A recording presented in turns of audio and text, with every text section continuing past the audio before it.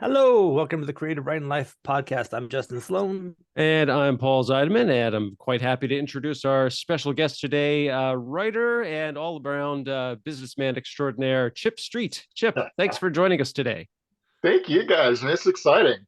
Paul, Hello. I've known you online for years and years. This is the first time we've ever actually spoken. That's true. That's true. And as we were talking before the show, that because I'm in San Francisco and Chip used to live just down the coast in Santa Cruz, but he made the jump a couple of years ago back east to what we call winter. So Yeah, I had to get used to a little snow, but it's been pretty remarkable.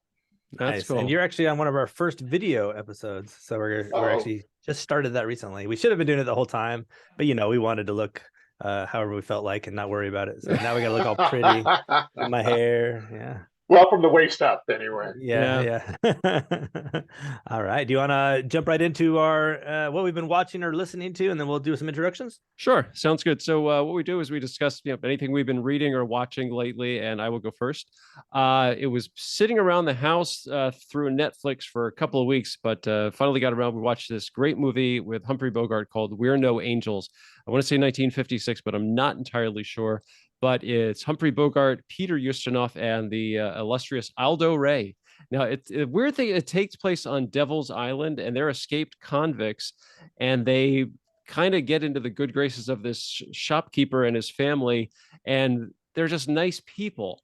And it's a really unusual story. But the weird thing is that the way the film was shot, you really could swear that they did it as a play because it all seems very self-contained, almost like they only had like 3 locations or so. But it was different. It was I was not expecting it. I thought it was a much different kind of story, but it was still enjoyable and then kind of almost lighthearted in a way. So and I think they remade it with De Niro and Sean Penn maybe in the late '80s, but I can't be entirely certain about that. But if you're looking for something unusual and Humphrey Bogart-ish, then you can't go wrong with We're No Angels, and that was what I was watching. Okay, I found mine. It is She Said. So I finally watched She Mm. Said, which came out last year. And somebody online was like, they don't make movies like this anymore. Go watch it. So I was like, all right, fine. And yeah, it was the story, about a guy, Weinstein, Harvey Weinstein, and that whole situation. And it was a good movie. The funny and there was great acting. But what humored me was like that comment. They don't make movies like this anymore. As I was watching it, I was recalling a movie that they just made like a year or two previous to this. It was the exact same movie almost, but not about Weinstein. It was about the news anchor people, whatever went down with that, like Good Morning America or one of those programs. Yeah. Oh, it was the one set at Fox, maybe? Maybe I'll have to find Or it. was that Bombshell, I want to say? That might be yeah, that sounds right. Yeah. And I was like, it's almost the same movie. It's just of course one's about Hollywood and one's about the news Right. organizations, and Hmm. but very similar about like will the woman feel like it's okay to come out, and will the other women come out too together, so that they're all like coming forward and saying, hey, this bad thing happened to me. And then like why you realize, and it was most of the same theme, kind of like how you realize that if you don't, your daughter or the women behind you, the other women who are coming through the door, are going to have probably the same problem that you face. So very Hmm. good movie, very good theme. And of course, but two movies that are very similar that you could watch together and have a very similar experience, and both leave with a good feeling about. So yeah, how about you, Chip? You got anything for us? I actually rewatched Raiders of the Lost Ark Nice. recently. Oh, very nice. I've seen it a number of times, obviously, as we all have after all this many years. But I've gone back and revisited some films that I loved before and been disappointed by them. Hmm. And so I was a little cautious about this. I wasn't sure I wanted to go back and take the chance that it didn't hold up. And man, does it hold up. It's just, it's so great. It's so great. And I don't think it's just because I remember it fondly. I think it's Hmm. really well crafted. It's got a For sure. tremendous cast. Everybody pulls their weight. Um, it's, the structure of it really does uh, kind of harken back to those 1930s serial type things that I think it's emulating. Hmm. And I just go, if you haven't watched it in a while, go see it again. It really does. It stands the test of time. 100%. Yeah, we could do whole episodes about those movies probably, and Mhm. get lost in just the great times. No, I think that's one of those movies that I've probably watched like 100 times, maybe like Right. less than that, like 50, but a lot of times, and it never loses its fun for me. Yep. So Yeah, I'm with you. it's definitely one of those movies. If you're channel surfing and you come on and you're like, okay, I could just stay here for however much is left of the movie. Exactly. You can drop in anywhere and immediately be engaged. And my oldest two kids are now at the age where they can enjoy the Indiana Jones ride at Disneyland, so that Oh, makes me okay. very happy as well. I really thought you were going to say they can start enjoying the movies. They probably would like that one, actually. I think they'd be okay with that. They watched all the Harry Potter movies, and they watched Okay. and the later ones get kind of scary, right, for the younger kids, but I feel like Indiana Jones doesn't get any worse than the last Harry Potter movie in terms of like scariness or Mhm. violence. So yeah. Yeah, you never know. Well, actually, speaking of movies and screenplays, that is why we have Chip on the show today, because Chip wrote a book called 20, excuse me, 21 Things You Need to Know About Screenplay Options, the Indie Screenwriter's Guide to Protecting Yourself and Getting the Best Deal. And I wanted to have him on the show to talk about this because I think options is a fascinating subject, and that not a lot of writers, when they're starting out, they don't really know much about it. And from what I've seen in a lot of screenwriting books, they don't really touch on it that much. They'll like mention it like, oh, if you're lucky, you'll get an option deal. And like, here's a couple of sentences about how it works. But I think I read Chip's book, and I think it does a great job really kind of like explaining it, I guess, in layman's terms, really, so that makes it easy for anybody to understand. So I want to first ask you, Chip, like what motivated you to write the book? Well, a lot of the things that you just said, right? I got started in screenwriting back around 2003 and four when I started working on my first spec script. And so we all go out to the internet and to various authorities and try to make sure that we're well educated. And that was just one of those things that you hear these apocryphal sort of statements about, like, never take a dollar option, or, hold out for as much as you can. You hear these little tidbits, but I had a hard time also finding anything that was really actionable and that I could understand as a layperson. Um, so I was very fortunate to be able to get one of my scripts optioned and then eventually sold. And I spent a lot of time on the phone with my lawyer, and I had him go over every notation that he made and uh, every clause in the potential contract as he vetted it for me, and explain all these different things to me. And it just felt like I felt well informed and I felt well armed to represent myself and protect myself. And I just felt like I should share it. That's great. Yeah, so I think that it just really it answers the basic questions, because I wrote some of them down because I think these are really worth talking about. Like first and foremost, what does it mean to have your screenplay options? Because I've had people ask that, and sometimes I'm at a loss for words because I've heard like it's almost rent to own, so to speak, from a producer. And I thought, well, that's a really interesting way to put it, but I'm not sure how accurate that is. Now, how would you answer that question? I think that's actually a great way to put it. I hadn't thought about that before, but yeah, and it, the producer is interested in possibly being able to make your film. They like your script well enough, that they want to go out and start the process of gathering resources. So they want to be able to go talk to some investors. They want to talk to some distribution partners and things like that, and they're not going to waste their time doing that if they don't control the rights to this valuable piece of intellectual property, right? So they basically rent it from you. They become the exclusive representative of this piece of IP, and it allows them to go out and do this groundwork to see if they can get the resources together to make your film. But it allows them to do that by making a relatively modest investment as opposed to just buying your script outright. Because what happens if they can't generate the interest they need to get the film made? And then they're stuck, having put out the entire cost of the script. This lets them rent to own. Okay, yeah, that actually answers the next question that I'd written down, was why do producers option instead of buy? That Yeah. it's I guess a safer investment, so they're not out with X dollars if they can't generate any interest in the script. Absolutely.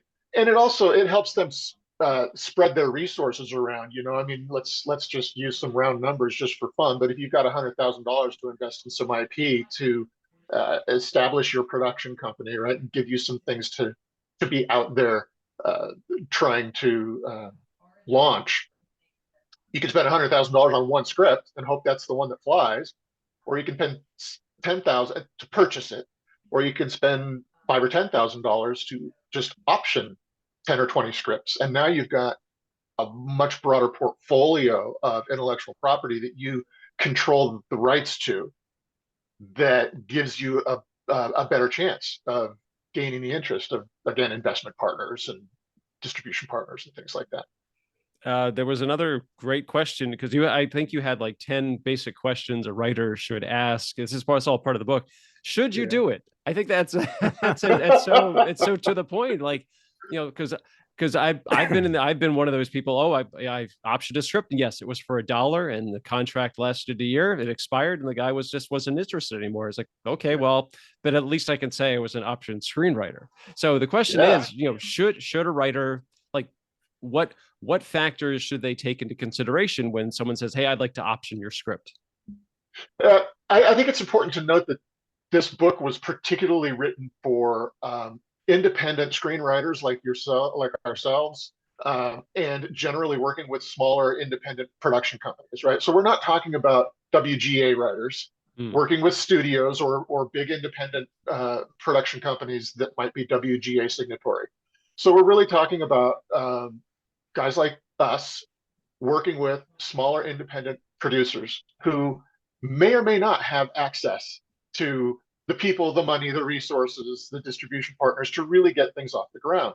So when you ask the question, well, should I do it? Some, producer Joe comes along and says, "Hey, I saw your script over on Inktip, or, in that contest, you were a finalist, and I'd like to option your script." Whether they're offering you $1 or whether they're legit offering you a reasonable, amount of money for an option, do they have the resources to actually get this done? Because what I really like people to focus on, the first and foremost thing, is appreciate that your IP, this script that you've written, has value in the marketplace. And when you own the script, when it's not optioned out to anybody yet, you own it, and it's your piece of property, it's working for you, right? It's representing you. You can keep it in your portfolio to show prospective producers or partners. You can throw it into contests in the hope of getting some recognition or winning some money or whatever it is that you might get out of a contest. As soon as you option it to somebody, it's off the market. You don't have control of it anymore. You can't go throw it in another contest. You can't start showing it to other producers or agents or whatever, because it's a piece of property now that is controlled by whoever you optioned it to. So you need to make sure you're getting a return on that investment. You're giving up that valuable piece of intellectual property, that asset, and you're giving it or loaning it, renting to buy, to this other entity. And so make sure it's worth it. And if it turns out that you've been approached by some small-time little producer who has very little experience and no connections and no resources, maybe it's not worth it to you to have it off the market, and wait for a different opportunity. I was just gonna, while we're on that, so the contest thing, that's interesting. Would you say that usually the contests say it can't be currently optioned, or would you say that there's something in the contract that says you can't enter into contests? Or is that more of it just seems like that's the way, so it's like a common sense thing? I think it's a common sense thing, although I think it's fair to say that I have seen both of those scenarios played out. I've seen contests that say that you can't enter this contest if this script has been previously optioned or is currently under option. Yeah, that makes sense. Because again, it's like, you're putting this script into the contest. You're sort of asserting that it's yours to represent. And it really isn't anymore, because the rights currently, for at least a limited period of time, belong to this producer who optioned it from you. And the flip side might be true. There might be something in the option contract that just says, you can't show this to anybody, you can't share it, you can't put it in a contest. It's, the contracts can have phenomenal number of tiny little details that limit your, you know, your ability to take action on it. And Yeah, and that's it why probably that's why varies. you have lawyers. Yeah, I was gonna say it probably varies by contest too. Like if you're going with the big ones, Yeah. I imagine they probably have that. If there's like just smaller ones where all you're gonna get is some street cred and there's no real chance of getting repped anyway, they probably don't care as much. Now on the other side, the studios, or if it's an indie producer, also they might not care as much because Yeah. they know that it's just getting some acclaim, and then that'll actually help them. But yeah, in the bigger situations, I was also curious about shopping agreements. I don't know if we are going to talk about that at all, but yeah, and we're talking about the $1 option. It's not so similar from or dissimilar from a shopping agreement, which is basically just kind of like a free option. What are your thoughts on that? It really is an exclusivity thing. I've never had a shopping agreement taken out on one of my scripts. I had one offered to me once and I blew it, um, which is a whole another story about, you know, don't screw yourself out of a deal by being a smartass online and social media. But Wow. yeah, but it has to do with exclusivity. So with an option, it's exclusive to the person who pays you or doesn't pay you for the option, whoever you go under contract with. The shopping agreement is different. The shopping agreement just it gives that person the right to go out and talk to other people and see if they can generate some interest, but it doesn't keep you from also showing it to other people, potentially optioning it to someone else more exclusively. It's just kind of like, do I have, hey, I think this is a pretty cool script. Do you mind if I show it around to a few friends? Yeah, yeah. And that's what the shopping agreement does. I've had two shopping agreements that led to options, Oh, and great. yeah, it's been fun. But in both cases, they were exclusive, so you weren't allowed to. While they had the shopping agreement in place, you weren't allowed to go show it to anybody else or shop it around or anything Oh, like okay. that. So, but yeah, they both resulted in actual. I was wondering if I had any other shopping agreements that didn't result in options, but I don't recall. I think a long time ago I did one of those dollar options that ended up going nowhere. Yeah. And then these ones led to actual real money options, which was awesome. So yeah, I think like you said, it's all about knowing who you trust. Like in one case, it was to somebody who was a director who had an agreement with Tubi, and they wanted to look at it. In the other case, it was somebody who I knew and respected, and they had some first look deals with companies, and then they ended up getting optioned to A&E, and so that was all awesome there. But Paul, did you have some more That's stuff you wanted to throw out? Well, see, this is the tricky question that Chip raises it in his book. It's how much will you get paid? Now, I don't want to. This can go in so many different directions, and I don't want to throw any specific numbers out there. But I guess a lot of writers that they'll read like, oh, someone optioned a script and it's for this much against this much, or optioned it and they got this much money for it. And a lot of writers will see that and they'll automatically think, oh, that's what I'll be able to get, because they just are, I don't know, making that connection that it's going to be the exact same situation for me, but it's not. And I think, Chip, if you can kind of briefly touch on maybe a realistic expectation that writers should have if they get an option for their script. But you kind of touched on it earlier. So not the dollar option and not the, I'll option your script for, $500, but maybe a producer comes and says, I can option your script. Well, if you want to just pick a number that I guess is kind of realistic, then kind of go with that. Yeah, it's a great question. And I tried not to be super specific in the book about dropping numbers like that because I wanted it to be kind of evergreen. I think somewhere in the book I mentioned something about what like the current WGA minimum was, right? Just as a kind of a touchstone. Sure. But again, this is for people who aren't WGA.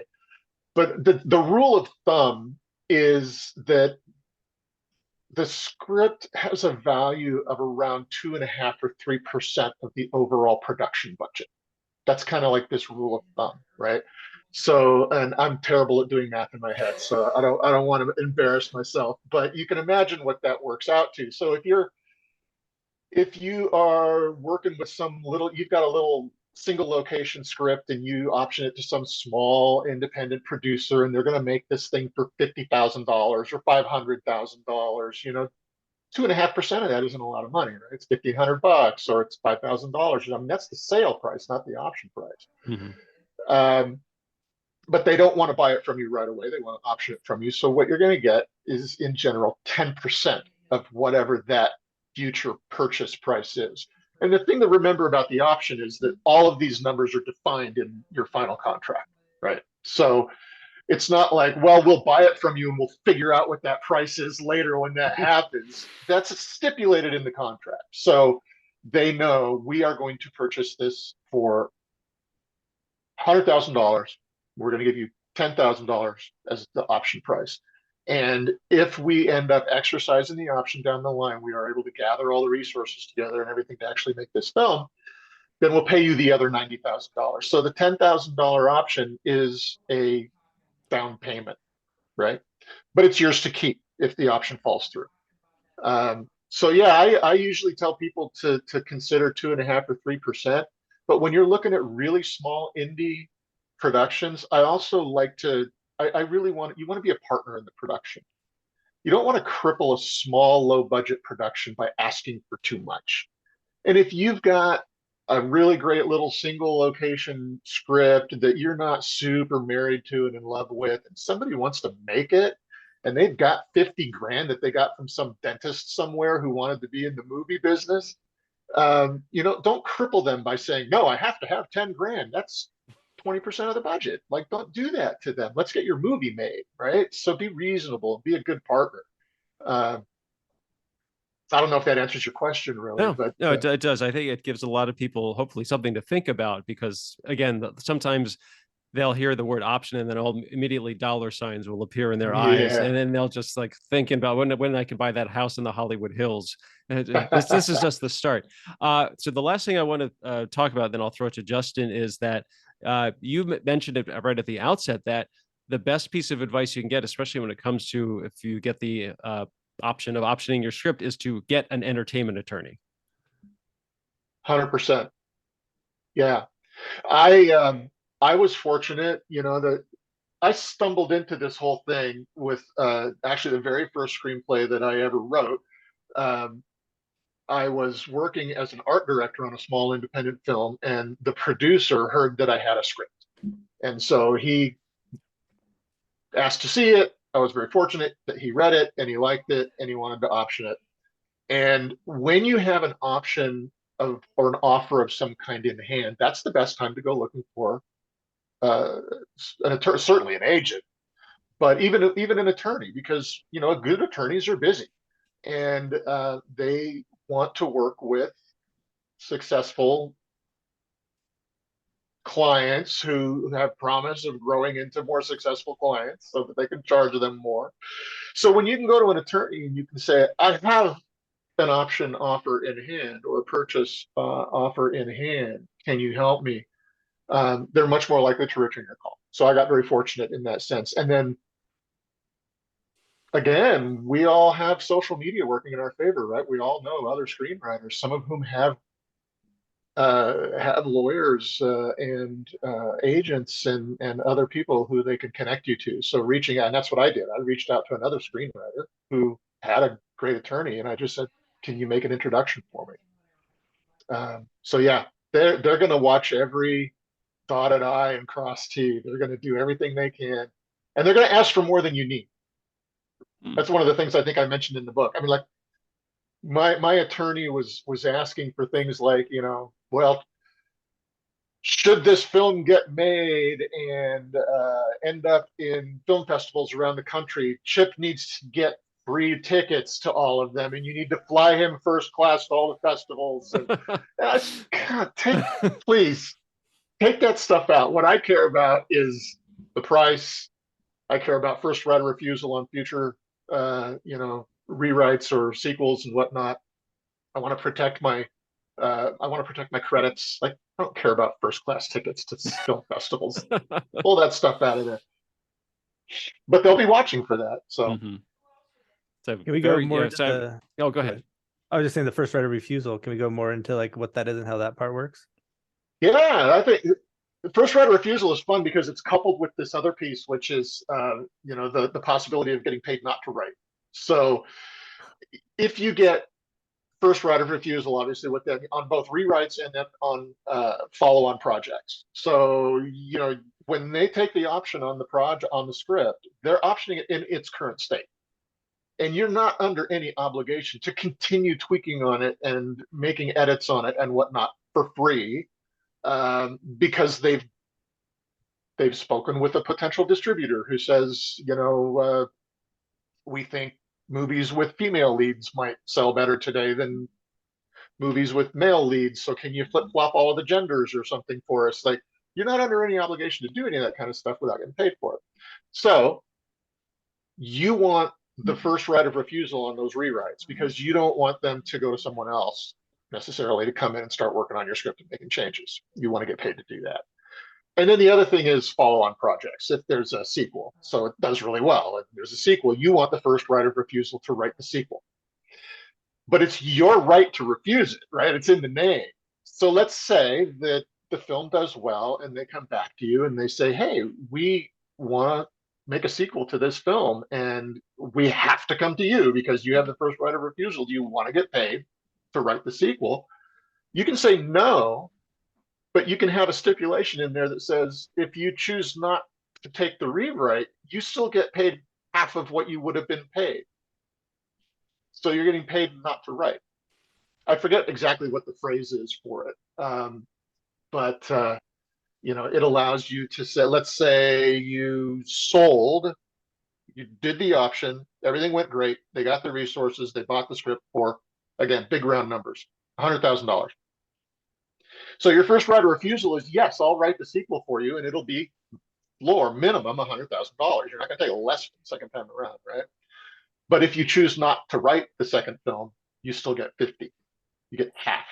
I like or this. whatever that percentage is. Yeah. Whatever that percentage is, and then let your lawyer figure it out. That sounds great. Yeah, you right. You were to say something else too, Paul, when I cut you off with that question? No, actually, no, I asked all of my questions because Okay, a lot of them are questions that Chip already has in his book. So I'm glad you were able to kind of expand on that a little bit. Yeah. I was going back to the "don't cripple them" comment. Just to play devil's advocate. One thing I feel like I've learned is, that's great, especially if you want to just get some good cheap features out there. But I find so often when people are like can't afford to pay you a real amount of money, that they're going to just end up bailing, or they're not going to feel as committed to it. And so my current stance nowadays is like, eh. But I get the point of like early on, I was 100% gung ho on that kind of stuff. And then after a while, you start seeing but then I started realizing too, even when they throw more money at you, it doesn't necessarily mean they're going to stick around either. So, yeah, but the numbers. I think. Sorry, go ahead. I was just saying the numbers that I've seen have been very similar to what you're talking about, both in terms of features and TV. And I wanted to ask about more details that we can go into here for the people who don't know, like what does hip pocketing mean, for example. I think would be a first starting point. Have you dealt with that much, the hip pocketing thing, like with the managers? And okay, so when you're talking about like going to agents and these people, or like representing the project versus representing the person. So I've always been hearing like when you're going to get one of these deals, go find an agent now. This is your time. They're going to want to jump on that. But a lot of times they'll hip pocket you, or they'll represent just the project, but not you. Or if they're shopping something for you, like with a manager, the hip pocketing thing, more specifically, is like they're like, okay, I like this project, but I don't know yet. I'll see what I can do, and if it sells or if I get some traction, then I'll take you on as a client, like that kind of stuff. Yeah, I always saw it as like they're representing you without officially representing you. Yeah. So I guess two different things here we're talking about, right? The hip pocketing, and then also the agent that like takes on the project but not the person. Have you dealt with this much at all? Have you done the agent side of it and played with that? No, I haven't. I have not pursued agency, and just basically worked directly with my lawyer to rep me on these things. Again, all of my options have been with small independent producers. There wasn't a lot of money at play, and I don't think it was enough money probably to interest an agent in wanting to, what's 10% of almost nothing, right? Yeah. So what's been your journey like along these processes? Like you said, you have one that's been optioned and is now sold. Have you done anything along the way that helped it get there, or do you feel like there's been any, I don't know, lessons learned, like, hey, don't pester these people and piss them off, or any kind of lessons learned along the way, or positive or negative?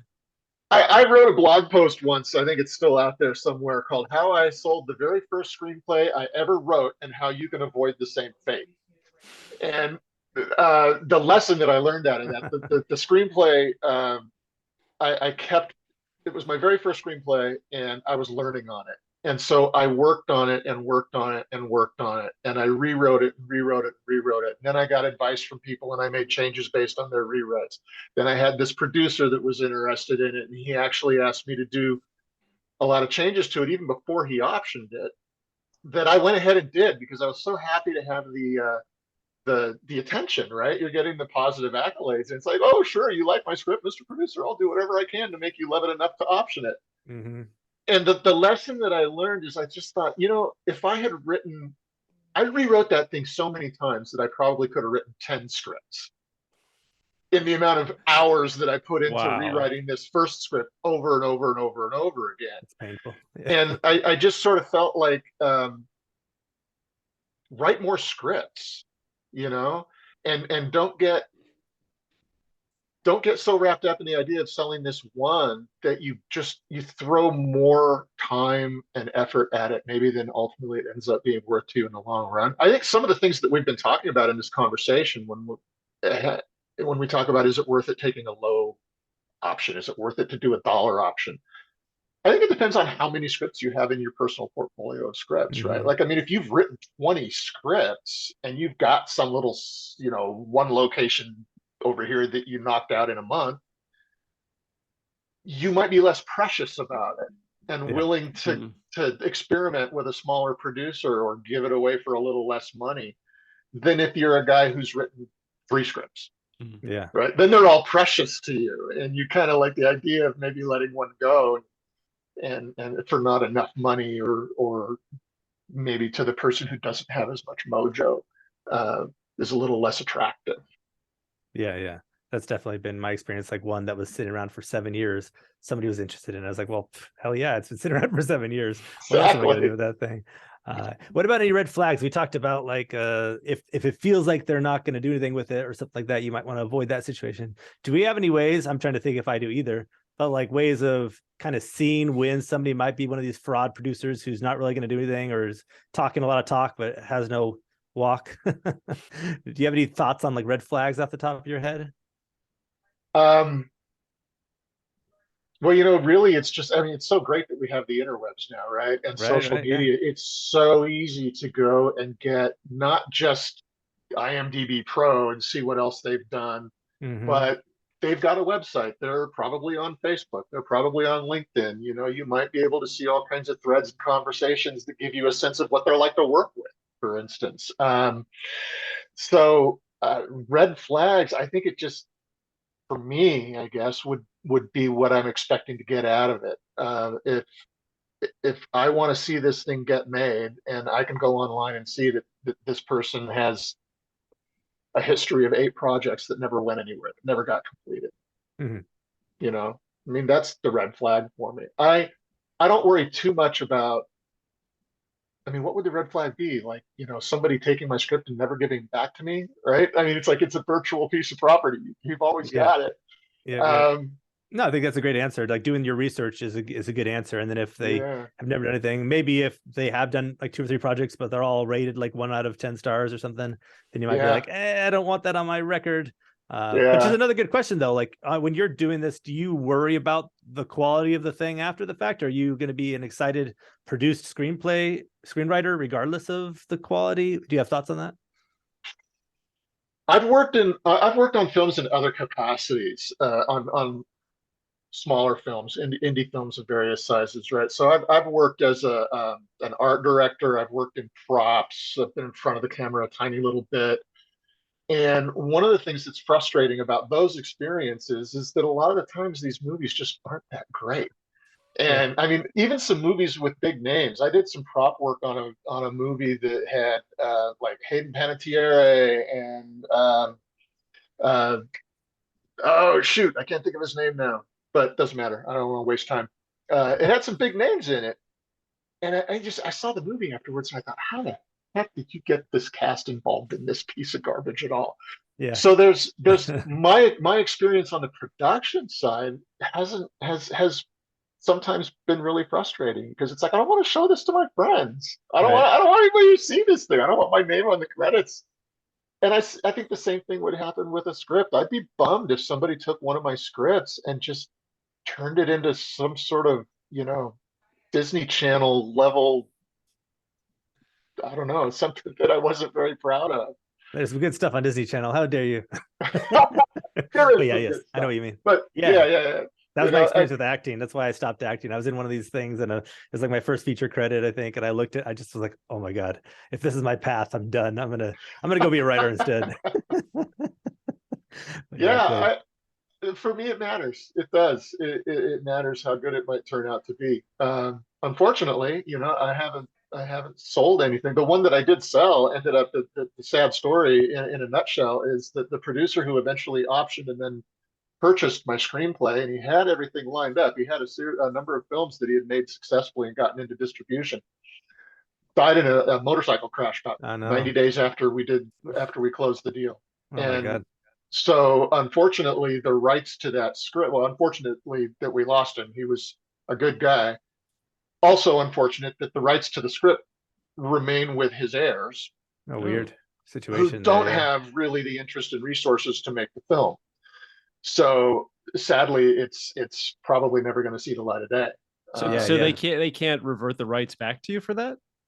I could negotiate with them and do some sort of a lien. Even you can do that where you get the rights to the script back and you give them a lien against the profits on any film that might get made out of it. Okay, so give me the script back. I'll go out. I'll option it to someone else, get it made, and then you guys will get paid X amount of dollars when the movie gets made. So I don't even have to necessarily give them money to get it. But that would put me right back, in the market trying to sell a script that had already been sold once before. And maybe if a producer comes along who really wants it, then you can go worry about all that stuff. But I think that's it. And I novelized that particular script too. I retained the literary rights to it, so I turned it into a novel. And so the novel is still out there. So if someone saw the novel and really liked it and said, "Hey, I'd like to make a movie out of this," then I'd be able to turn around and go back. That was going to be my last question, kind of like we were talking about how you can't put it into contests, but can you do other stuff like the novelization? And it sounds like your answer is make sure it's in the contract. Exactly. Yeah, cool. You can retain a variety of ancillary rights, right? So I've had good luck retaining radio play rights, for instance, having it performed on the radio. I still have the rights to do that. To do literary adaptations, like audio dramas and stuff like that. Audio dramas, yeah. Nice. You can even retain the rights to the characters and write a sequel novel using the same characters but with an entirely different plot. There are all kinds of little things you can retain. Nice, Paul. No, that was he answered all the questions I had. It's great. So the title again. 21 Things You Need to Know About Screenplay Options, the Indie Screenwriter's Guide to Protecting Yourself and Getting the Best Deal. That is available on Amazon. It's only a Kindle, so I thought it might be in a paperback, but it's a really short book. So I guess Kindle's probably the way to go. That's what I figured. Okay, and Chip, where can people find you online if they want to find out more about you and your work? I am at chipstreet.com. And then that covers all my personal stuff, and there's a link on there that goes over to William Street Creative, which you see behind me, which is I do a lot of work in screenwriting and corporate writing for distance training, online training, kinds of e-classes, things like that. So I've separated my personal work from my corporate work. Excellent. Awesome. Great.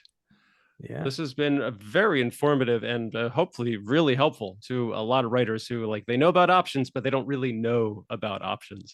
So hopefully we answered some questions today. Chip, thank you so much. This was really, really great. I really appreciate it, you guys. Thank you so much. It's a gas. I hope maybe one day we'll do it again. When we all have back on when we've new exciting. You can compare option stories. Exactly. Options back then to options now that we've become, so listeners, go check out the book, go check out the website. Please leave reviews for our podcast and spread the word. And once again, this is Creative Writing Life, and I'm Justin Sloan. You can find my books on Amazon. And I'm Paul Zeidman. You can check out my screenwriting blog, Maximum Z, at maximumz.blog. I've got my Go Ahead and Ask screenwriting books on Amazon. I'm on Twitter at Maximum_Z and on Instagram at Pez Screenwriting. Like you said, he's Justin, he's Chip, I'm Paul. This has been the Creative Writing Life podcast. Thanks for listening. Stay safe, stay healthy, and most importantly, go write something.